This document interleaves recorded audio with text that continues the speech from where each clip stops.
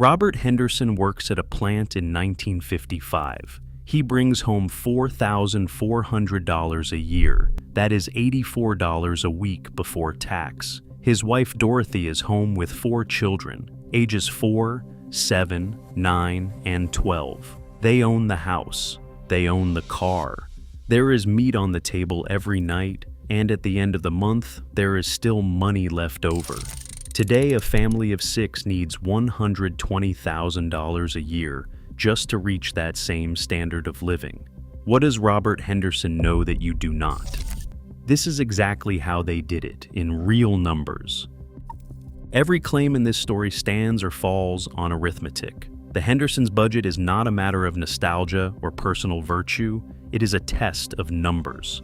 Robert's $4,400 annual factory wage, Dorothy's work at home, and 4 children at the table. Each line in their ledger comes from real pay stubs and receipts, not memory or wishful thinking. The method is simple. Take the actual wages from the 1955 census. Take the real prices for housing, groceries, utilities, and every major bill, as recorded by government and trade sources. Add and subtract, and see what is left. This is not about defending or criticizing a way of life. It is about whether the math of everyday survival has changed. Each category, housing, food, car, clothing, medical, and savings, will be broken down one by one until the answer is plain. The line for housing is where the difference between eras becomes impossible to ignore. The numbers tell a story that no political argument can touch. A modest house was the foundation of the Henderson single-income budget. In 1955, the median price for a new home in America was $11,000. The standard down payment was 10%, $1,100 in cash, saved over a few years of disciplined effort. With that, Robert could walk into a bank and secure a 30-year fixed-rate mortgage at around 4 to 5% interest. The principal and interest on that loan came to about $52 a month, or just over $13 a week. That payment represented roughly 15% of the family's gross income. For the Hendersons, housing was not a luxury, but it also was not a crushing weight. The rules were clear: save, buy, pay, and stay. Once inside, Dorothy managed the household knowing the roof over their heads was secured by a predictable bill, not a gamble. The numbers are plain. The house price was low relative to income, the down payment was within reach, and the monthly payment left room for groceries, clothing, and savings. The math allowed a single wage to stretch across 6 people, not because Robert was exceptional, but because the system itself was designed for it. The mortgage was a tool, not a trap. The family's stability began at the front door. Contrast this with today. The median home now sells for around $420,000. A 10% down payment has ballooned to $42,000, an amount that takes years to save, even for families earning above the national average. The monthly mortgage payment on a standard 30-year fixed loan at current rates is about $2,800. For a typical modern household, that is 42% of net take-home pay. The house is no longer the base of the budget. It is the barrier. The numbers leave little room for error. Miss a paycheck, and the margin is gone. If housing had only tracked wage growth since 1955, the median home would cost about $170,000 today, not $420,000. A $250,000 difference is not explained by inflation alone. It is the result of decades of policy, finance, and market decisions that change the arithmetic. The central memory for families like the Hendersons is not granite countertops or square footage, but the fact that a single income could buy shelter without risking everything else. Housing was the structure that made the rest of the budget possible. When the math changed, so did the rules of family life. A family car in 1955 was not a monthly drain, but a one-time purchase. The sticker price for a new Chevrolet Bel Air landed between $2,000 and $2,583, nearly half of Robert's annual wage. It was paid up front or with a short dealer loan, not stretched over years.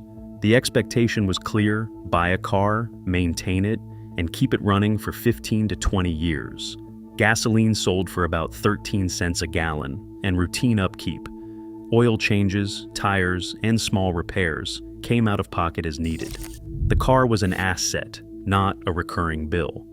Now, the same family faces a different equation. The average new vehicle lists at $48,000. Few buyers pay cash. Instead, most sign up for a 72-month loan with payments around $530 each month, more than a quarter of many people's take-home pay. Over 6 years, the total paid can climb $13,000 above the car's sticker price. The car itself is often traded or replaced before it's paid off. The shift is stark, from owning a durable good to servicing a permanent debt.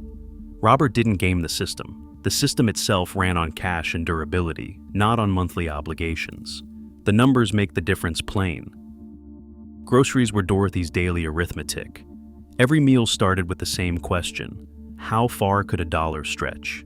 In 1955, chicken cost 29 cents a pound, bread 18 cents a loaf, eggs 60 cents a dozen, and milk 24 cents a quart. These are not stories from a faded recipe card.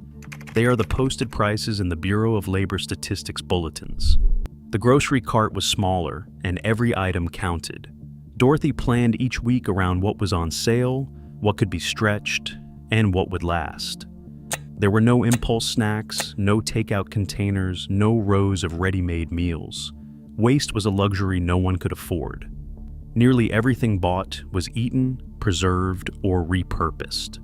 Compare that to today, when a family's food bill averages $1,200 a month, and 30 to 40% of what is purchased ends up in the trash. The modern grocery basket is bigger and more convenient, but also more expensive and more wasteful.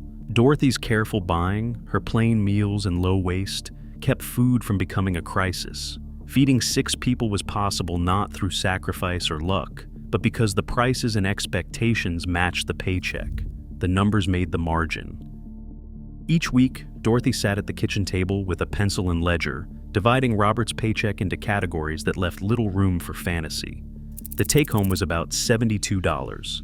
Utilities, electric, gas, and phone were $8. Clothing for 6 people was $5.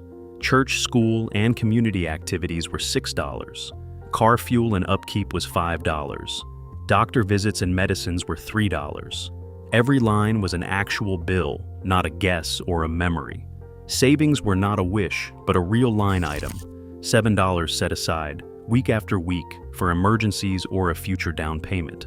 The outlay came to $67. $5 remained, a margin so slim it could vanish with a single flat tire or a prescription. There were no budget lines for revolving debt, student loans, cable, internet, smartphones, streaming, gym memberships, specialty coffee, or food delivery. The costs that now consume the first 60% of a modern paycheck had not yet been invented. Dorothy's ledger did not include monthly credit card payments, subscription bundles, or digital bills. The budget balanced, not because the Hendersons were tougher or more disciplined, but because the system itself was designed around steady wages, predictable prices, and a culture that treated debt as a last resort. Savings were normal, not a luxury. A family could set aside $7 a week and watch it grow. The leftover $5 was not much, but it was real. The numbers, line after line, made the case plain. The rules of survival were different.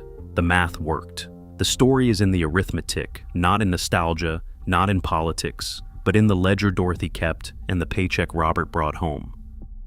The path to home ownership in 1955 was paved by policies that made it possible for ordinary workers, not just the wealthy or unusually disciplined. The GI Bill and federal mortgage guarantees let millions of families buy homes with little money down and stable fixed payments. The FHA and VA programs turned the 30-year fixed-rate mortgage into the national standard, anchoring monthly costs to a level that tracked closely with wages. On the factory floor, a strong wage floor, bolstered by unions and post-war growth, meant that Robert's paycheck was not an outlier, but a baseline for working families across the country. Essential costs and earnings moved in step, so a single income could cover a house, a car, food, and savings. But the rules did not stay still. Local zoning and land use decisions gradually locked new families out of many neighborhoods, capping density and restricting supply. By the 1970s, mortgages themselves became financial products, bundled and sold to investors, fueling price surges far beyond wage growth. Credit cards, once rare, became a routine part of the monthly budget, normalizing revolving debt as a way of life. The numbers diverged, prices rose, wages lagged, and the basic math of survival broke down. The single-income family did not disappear because people lost discipline or grit. The system changed and the rules of the game were rewritten. Today, the numbers tell a story no opinion can erase. Wages and essentials no longer move in step. It is not about lost discipline or nostalgia. It is systemic math. Until the rules change, affordability remains out of reach for many. The question is, who sets the math now?